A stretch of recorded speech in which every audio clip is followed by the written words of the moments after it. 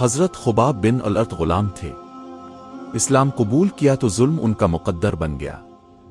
ان کے جسم پر دہتے انگارے رکھے جاتے، پیٹھ کی کھال جل گئی، زمین پر گرا کر سینے پر گرم پتھر رکھے جاتے۔ درد ناقابل برداشت تھا، مگر زبان سے ایک شکو تک نہ نکلا۔ ایک دن نبی کریم کے پاس آئے، عرض کیا، رسول اللہ، کیا اب ہمارے لیے دعا نہیں کریں گے؟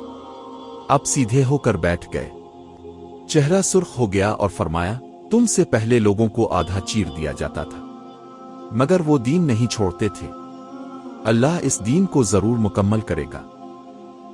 حضرت خباب خاموشی سے لوٹ گئے، صبر کیا، ثابت قدم رہے۔